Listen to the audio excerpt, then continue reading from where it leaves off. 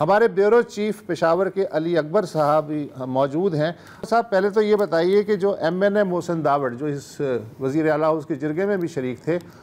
ان کا کہنا ہے کہ جو کالعدم تنظیم ہے اس کو جمرود میں کل جرگہ کرنے کی اجازت مل گئی ہے۔ Is it right? یہ سب حوالے سے وسط صاحب ابھی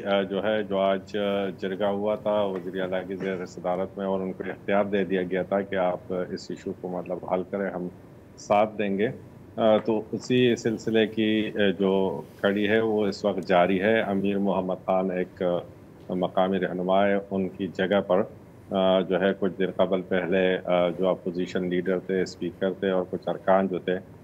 وہ اسی سلسلے پر مذاکرات کا آغاز انہوں نے کر دیا ہے، اور جو کہ کالعدم تنظیم ہے تو ان کی جانب سے یہ مطالبہ سامنے آیا ہوا ہے کہ پہلے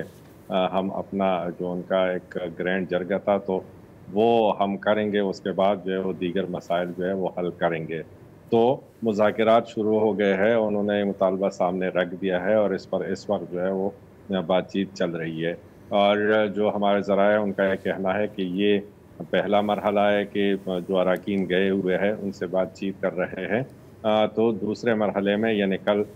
توقع ہے کہ وزیر اعلیٰ صاحب بھی ان کے ساتھ یعنی ابھی طے نہیں ہے کہ علی اکبر صاحب کے گرینڈ جرگہ کل ہوگا جمرود میں یا نہیں ہوگا، آپ یہ کہہ رہے ہیں؟